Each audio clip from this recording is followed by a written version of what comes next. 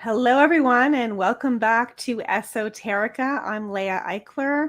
I'm here with Sue Caddo, and today we have the distinct pleasure of interviewing Andrew Brobyn. So, Andrew Brobyn has written a psychedelic memoir, the likes of which I've never read before. It is a full-on acid trip reading experience, and it's called Babble On. Thank you, Andrew, for joining us. No worries. Thank you for having me. It's very much a pleasure to meet both of you and to have the distinct opportunity to speak to your viewership. So, okay, you wrote this. It's a memoir, and it's really a unique memoir about your experiences, some of your life decisions, some of your drug peddling, drug use, medical health experiences, and your redemption. Tell us a little bit about the process. Well, I wrote a little bit of a short story in maybe 2010, and then I was arrested in 2012, and I kind of expanded on this short story. And the story was heavily influenced by the substances that I was using at the time, but I didn't really mean for it to go anywhere other than to be a short story. And I didn't really mean for it to be published anywhere because I thought it was kind of like a tarnish to my name, and I didn't want to have it out there associated with me. But I showed it to a friend, and he was like, dude, this isn't a short story. This is a novel. Right. You have any more of these stories? And I was like, I've got a lot of these stories, but they're my stories. So right. I can't really make them a novel. So I made them a memoir. Yeah. And yeah. So give us a little, like a little high, I don't want to give away the book, but give a high level view of your biography. As you do in the book. Okay. So kind of like a resume sort of stuff. Yeah, like a resume. You open the book. Tell us about, your stage of life when you open the book. My stage when I open it. Okay. Yeah. So when you first start off, I'm at the zenith of my career as a mid-level drug dealer. And I say mid-level in that I wasn't doing anything on international stage. I wasn't making boatloads of money. I wasn't selling tons of cocaine or anything, but I was bigger than your average, like selling it on the street sort of guy. We were making a fair amount of money. I don't want to really get into it, but we were doing well. And I had graduated that year from a university that I don't actually mention in the book. I don't use my own name. I don't use anybody else's real name. I don't mention the names of the cities that I'm in, apart from Toronto, because it's kind of like the central focus of the book. And I've already forgotten what the premise of the question is because it's okay. I'm just curious. So, yeah, you were a drug dealer and you got arrested. Right. And yeah, it kind of starts with you taking something that it turns out you didn't necessarily know what you were taking. And I have to say, throughout the book, your sheer bravery, if that's the right word. That's not the right word. All right. Well, taking tabs of who knows what is it's really something to read. Like that was for me, like I'm so cautious myself that I was just like, how do you like, and then when it starts to go wrong, you're like, uh-oh. But you're still like, well, I guess I'm going to have to ride this out. Anyway, so when the book starts with that, it really does start with a punch. Well, it's down to addiction, really, because when I've been addicted to a lot of different substances throughout the course of my life, like varied classes of substances and then like other substances in those subclasses. But I've always just generally been addicted to the idea of not being myself at all. So no matter what it was that was available to me was good enough. Maybe it might not be exactly what I wanted. Maybe I wanted like morphine at that moment, but all that I could get was like a tab of acid. So I'd settle on taking that tab of acid or vice versa. And I just wanted to escape who I was. So when presented with the opportunity to take something new that I'd never tried before, something that make me like myself, that is a really powerful draw. Something that might make me feel okay with who I am.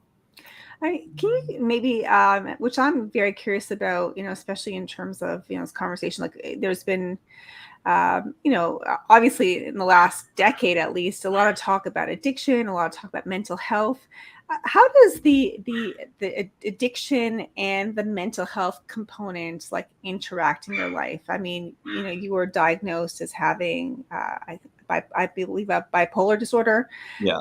Was that bipolar disorder? It started off as depression when I was right? Like 18. Before that, they had been talking about me having like a nervous anxiety disorder when I was kind of in junior school, and eventually it progressed to at this particular point. They Right. say I have bipolar type 1, Right. and I have borderline disorder traits, ADHD, and I qualify for like generalized anxiety and post-traumatic stress disorder, even though I don't actually have those disorders. Right. So, I mean, you obviously you take medication for those disorders too. Yeah, I take a lot of different medications. Right. I mean, so it's interesting. I mean, so the drugs were, I mean, and I want to talk about the journey in your book, but the drugs were essentially self-medicating a mental health condition that was already there. Yeah. It was self-medicating for something that I didn't know what it was. I didn't know if what I was taking would help it. I was pretty sure that it wouldn't, but I was hoping that it might just make me feel better.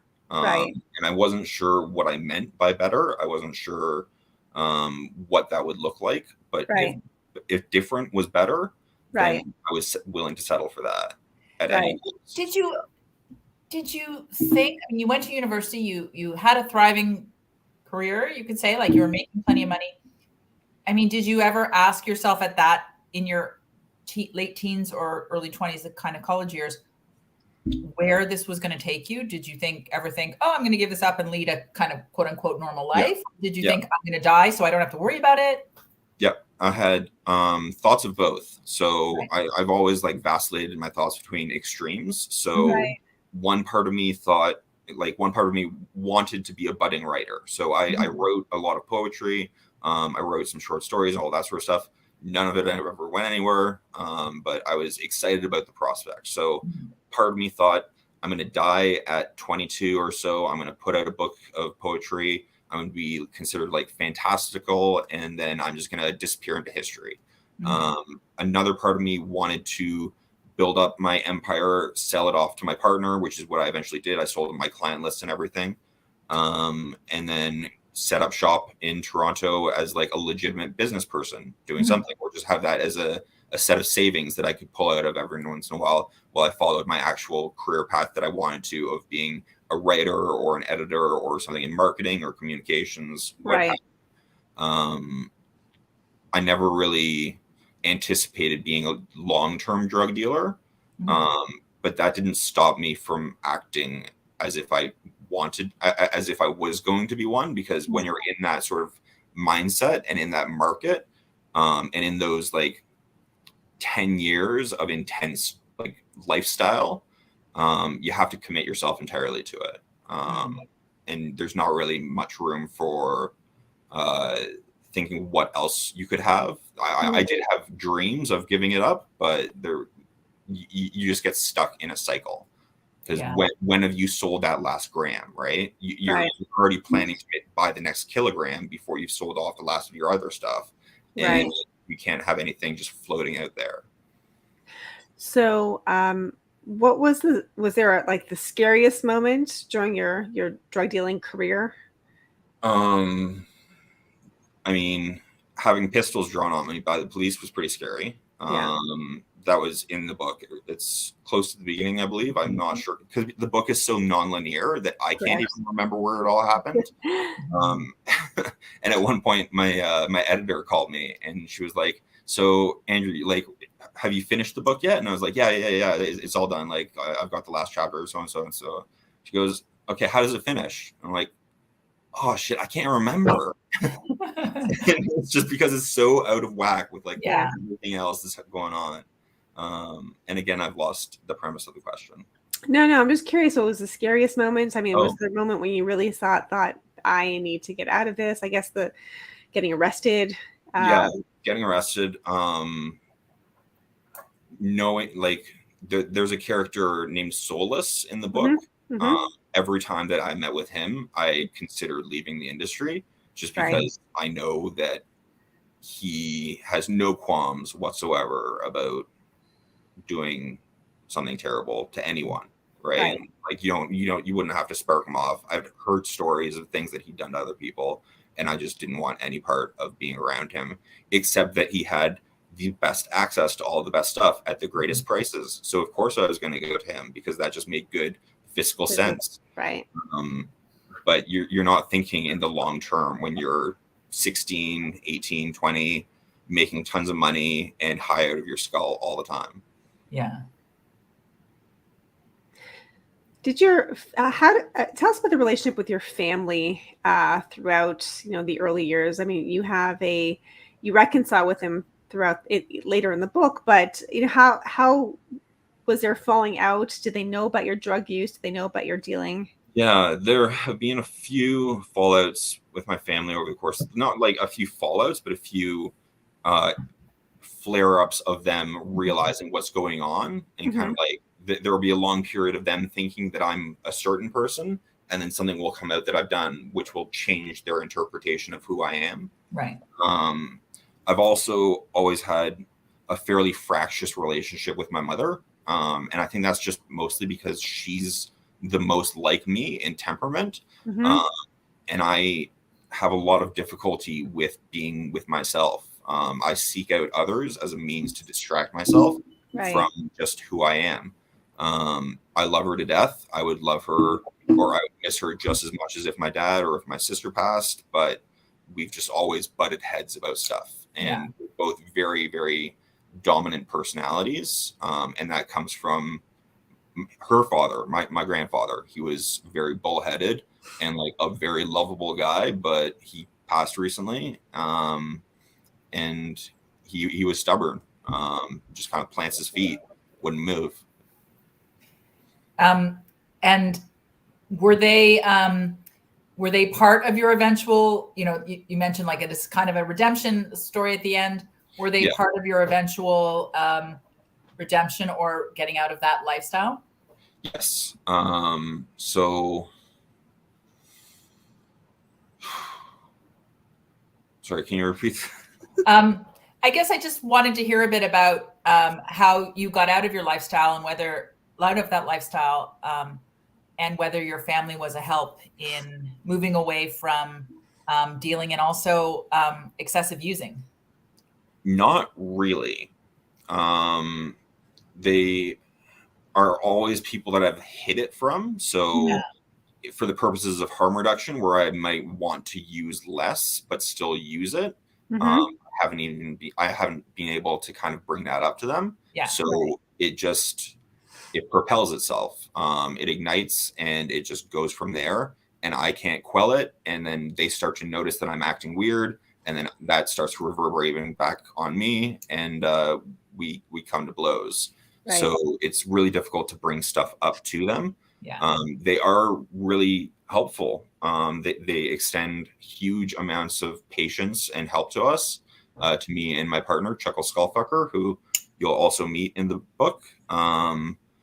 But it's opening up as a family. Like, we're opening up to the concept of mental health and drug abuse and all that. Like, it's coming out that other people have problems too. But, there is a very ingrained culture of repressive thought, conservatism. I'm not sure what it would be, but I love them to death, but I wish that they would think a little bit more open-mindedly.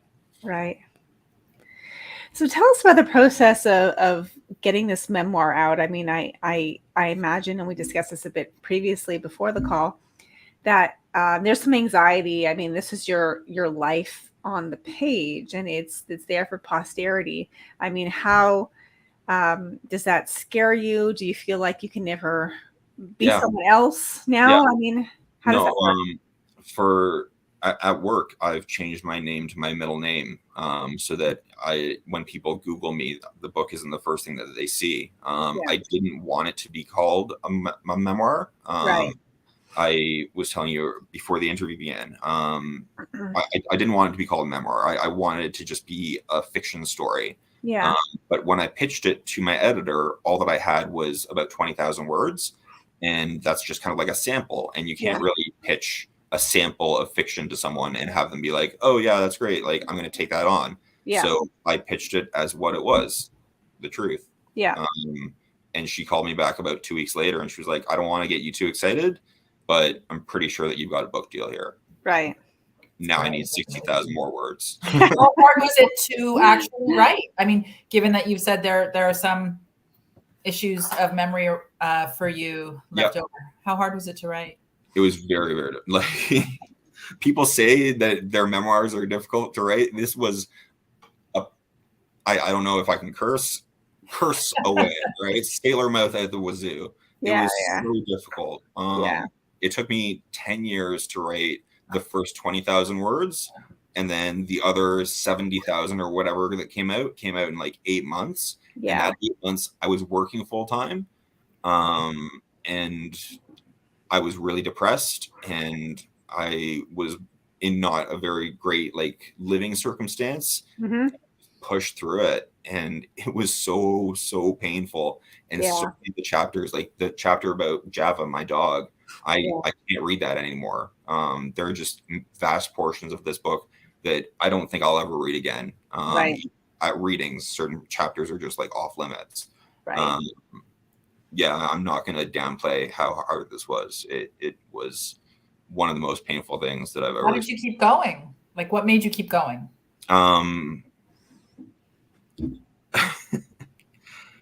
Vanity. I don't know.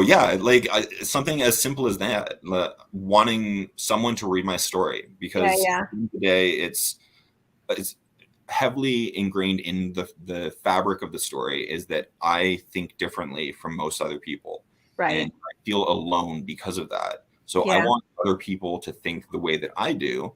So that is part of why I've been so proliferative with helping other people get into psychedelic drug use, just kind of expounding different philosophies, that sort of thing. So I wanted to put this book out to basically like not brainwash y'all, but get you on my page. Right. Yeah. Well, I mean, it's interesting because you start off by saying, all you wanted were readers. And I think that's a very honest writerly approach. I mean, I think all real artists really what they ultimately want are readers, because writers think a certain way and they want other people to look inside their brain. And I think that there's a good feeling there, maybe not a drug feeling, but it's kind of like a drug in a weird sort of way.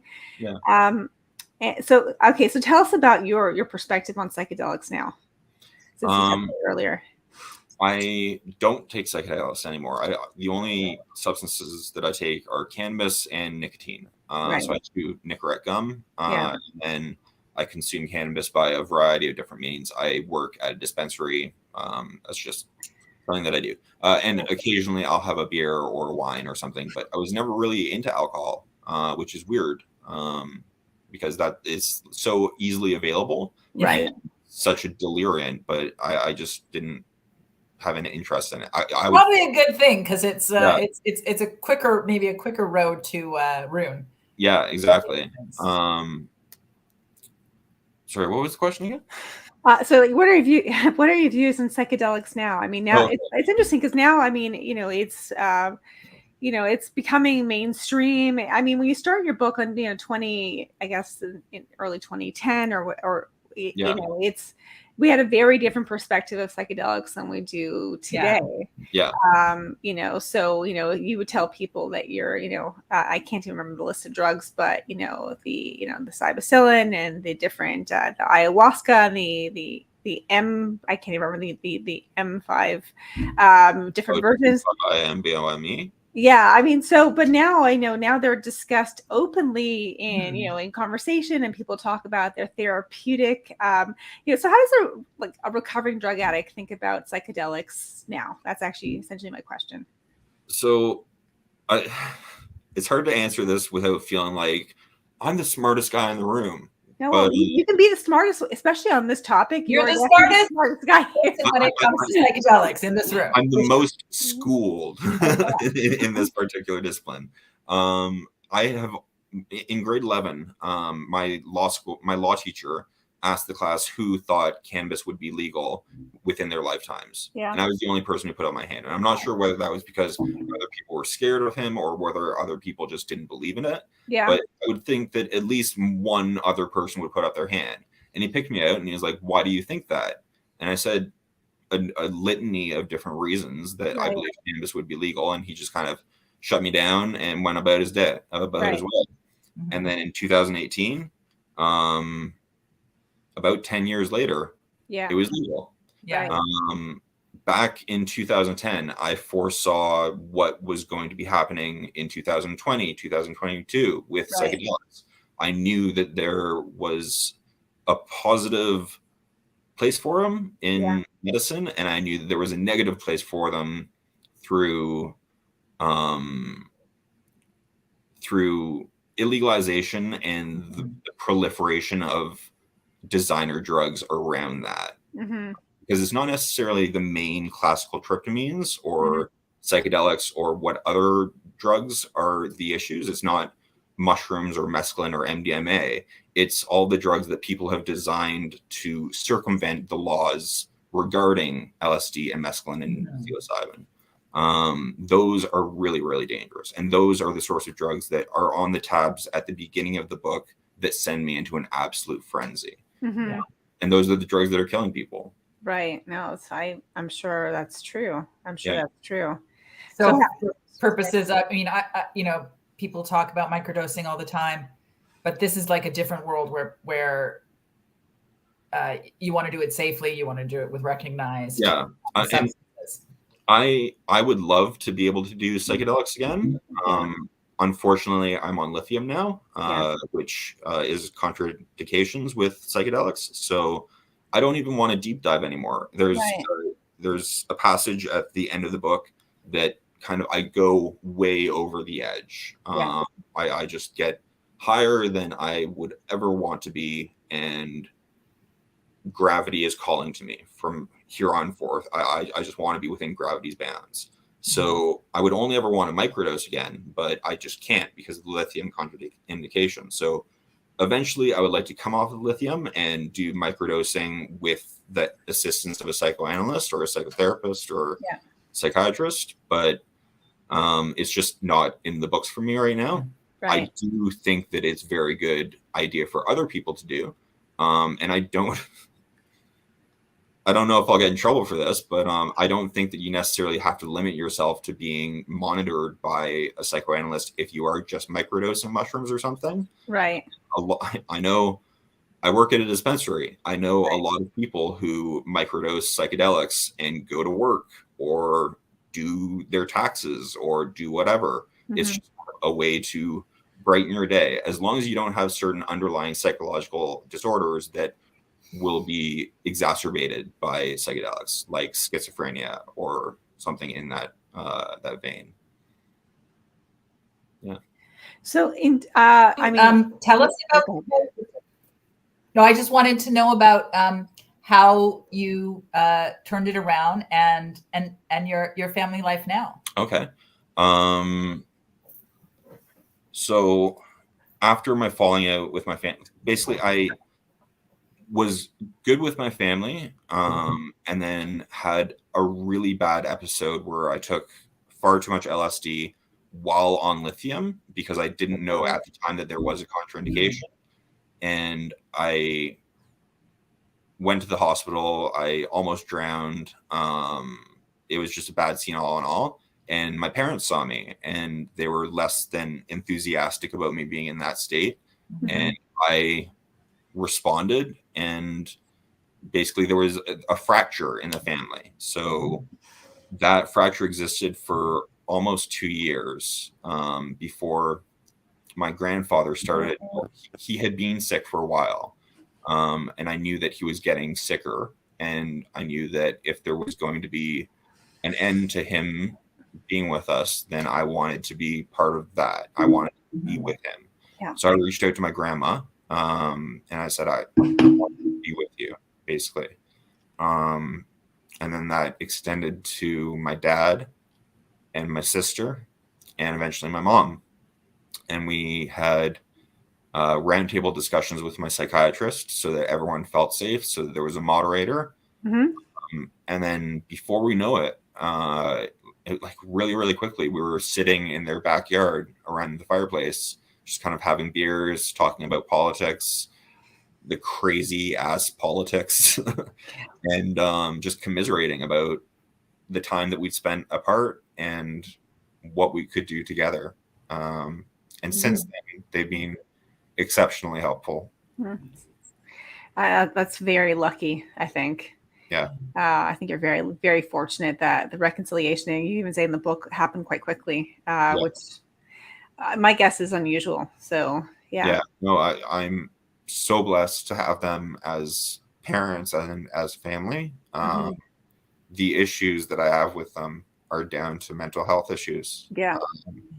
And now you're a parent yourself. Yeah. Which is huge. Congratulations.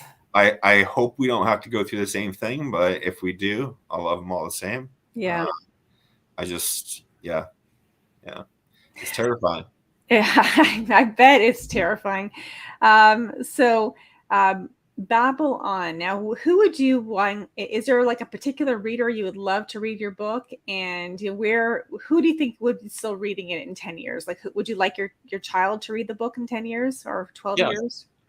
So my wife partner, Chuckle Skullfucker, she has said that he can read it when he's 16. Yeah. So that's kind of like the age. That's a pseudonym, I guess. I'm assuming, right, for your wife. Yeah. Her name is Charlie. But I actually have an Instagram page for like comics, right? And they're really dark, twisted, social commentary sorts of comics and stuff that doesn't shy away from suicide and from all the terrible things that humans are capable of. So I have not a large following. I'm not like an influencer or anything, but I've got a reasonable following of a couple, like 1,700 followers or something, right? Yeah. And they're largely between the ages of like 16 to 25. So they're young, pretty like influenceable. Those are the sorts of people primarily that I'm trying to reach. Yeah. I want to speak to people who are in the danger zone before they get to the edge. Right. And I want to not necessarily tell them don't do this because I did it and look at me and I'm so stupid, blah, blah, blah. I just want them to do it right. Yeah. The same way that I want my son to do it right. Like if when he's 16 or 17 or 18 and he comes to me and he says, Dad, I want to try mushrooms. I'll say, can you get them of your own accord? And if he is just going to go out and get them of his own accord, of course, I want to provide him with a safe place. I want to provide him with the safe substances, and I want to oversee it. And and in 10 years, I would like to see it taught at schools. That was my publisher. They ask everyone when they're putting out a book, what do they want out of their book? Yeah. And I would like to see it in universities or in like high school curriculum. Because these are experiences being described that the majority of us are just never going to have, maybe would totally be afraid to have or wouldn't want to have, or that it would be very risky for them to have. So, you know, it's a great read as a roller coaster of us, like a slice of life that you just don't get to see. So I haven't read anything so like unusual, exciting, it's very unusual. In a long time because it's so frank and kind of fearless in what you're revealing, but also the behavior is fearless and / reckless a lot of the time too. So it's a real, like it's a real trip. I was going to say it's a real trip, and then I'm like, that's such a.